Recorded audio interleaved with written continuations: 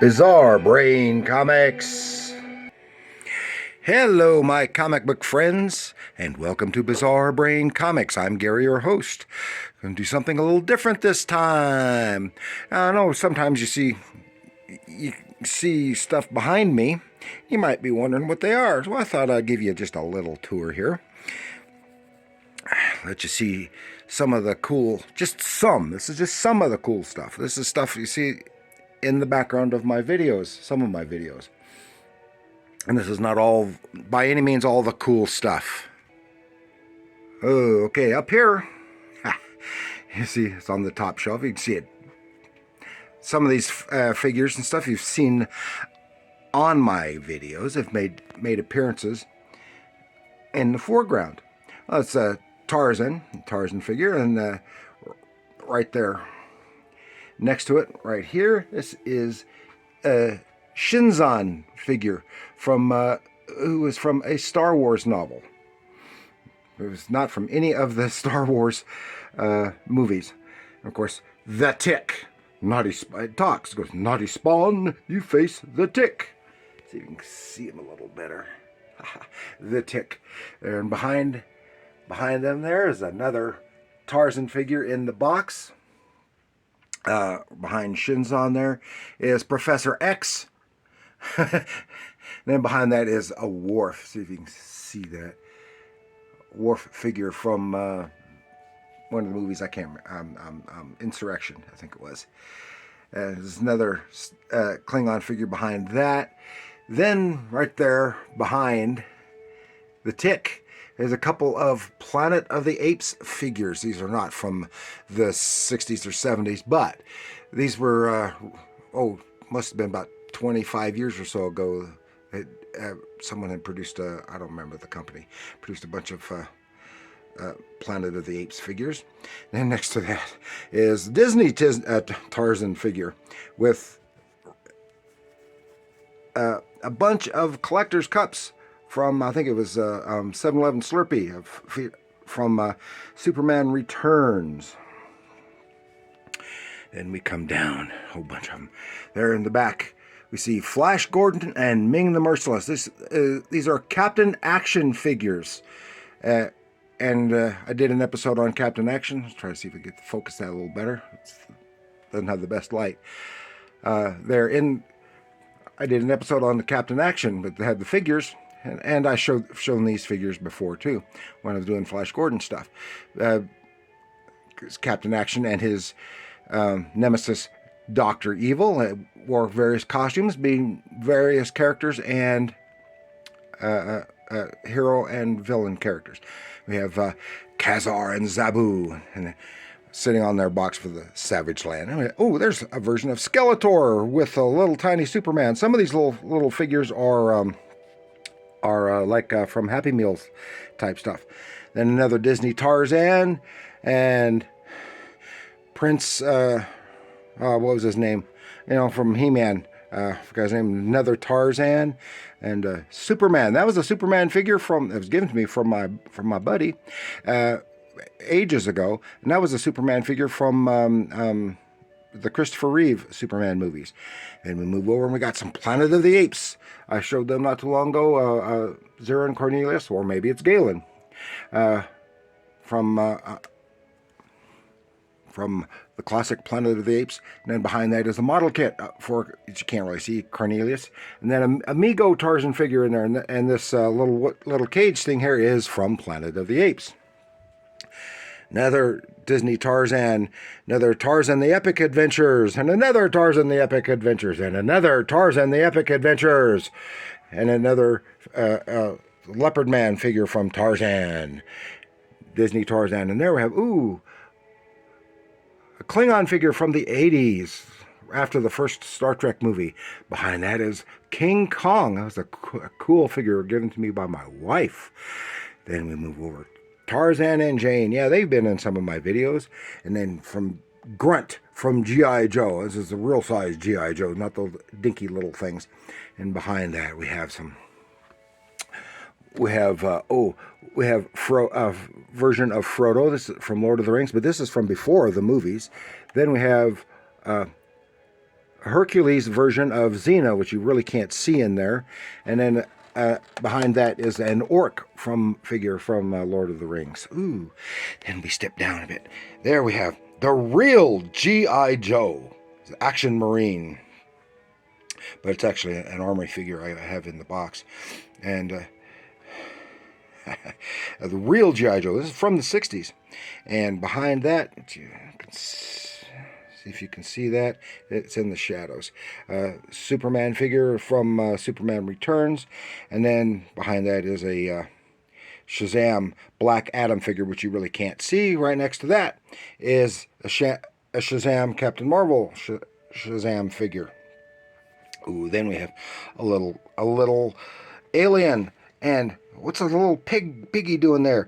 Oh, that's a ceramic pig that was made for me and given to me by a friend who, when she was doing many years ago, when she was doing some ceramic stuff, and have a Klingon head, a disembodied head. It has a itty bitty tiny Klingon figures inside.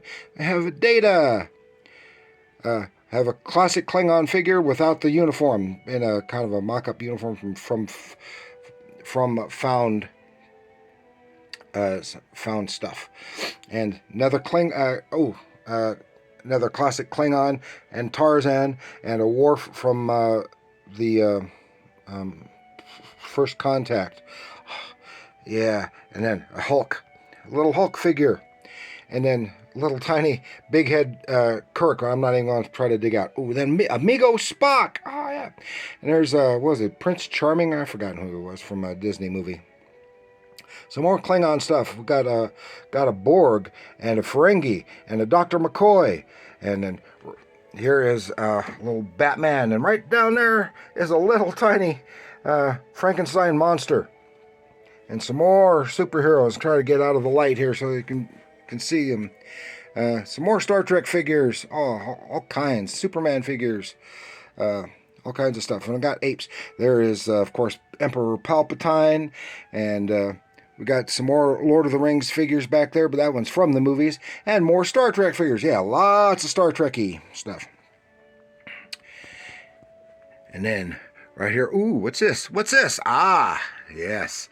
This is Michael Clark Duncan's gorilla character from the 2001 Planet of the Apes.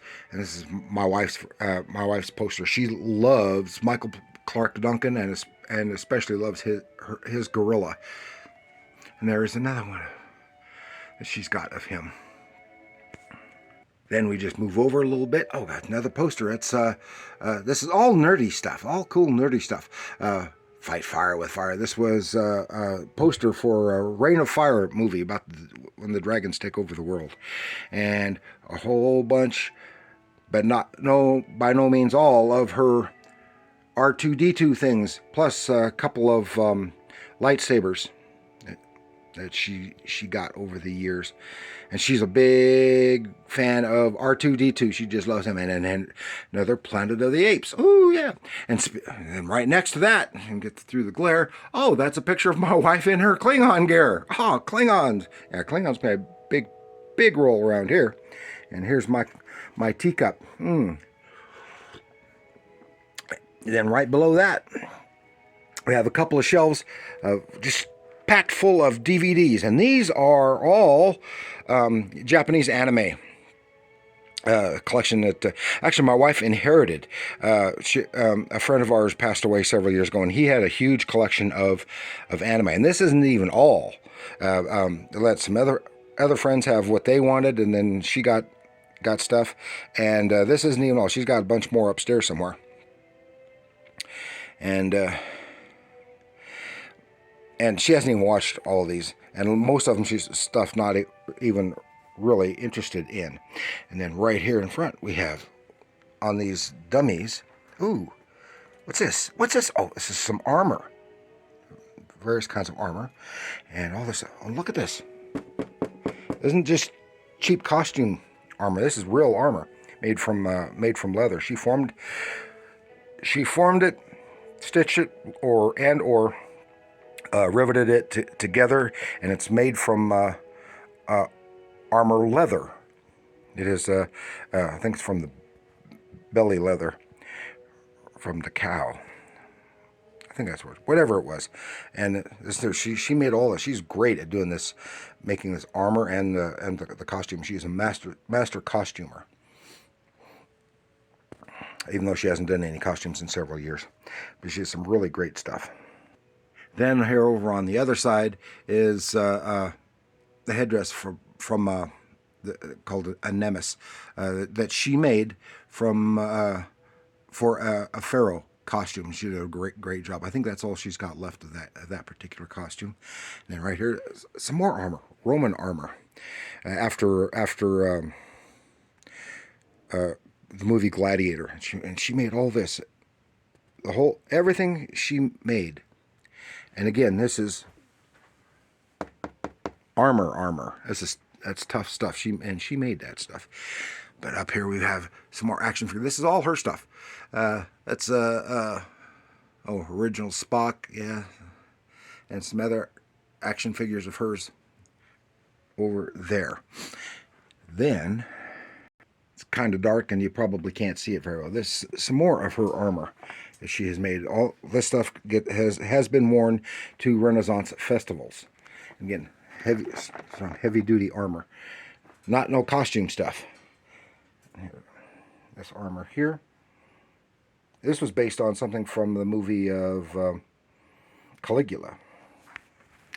And this is the only one that she didn't make, but I think maybe she bought this from somebody else, a friend who, when it was, he gave it up. Then we're going to finish up. It's a little dark over here. It's hard to see. Some Klingon uniform that she made. This is I've forgotten what it's called, but this is a special unit that had black, red, and gold Klingon uniform. And that's just one of many Klingon uniforms. This is my Klingon uniform that she made, and this is for me. I have one uniform that I made of a different style. But this is hot. This is winter wear, so I don't get to wear it very often because it's quilted and it's very hot.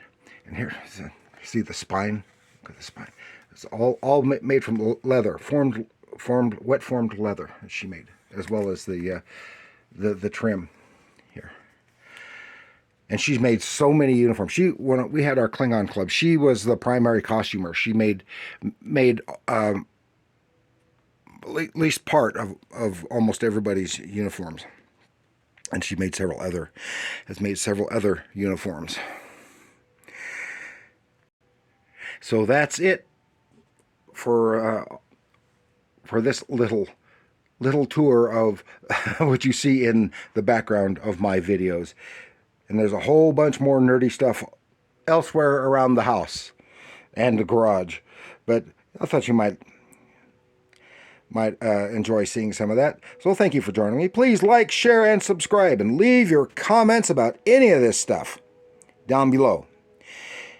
And remember, comics are art.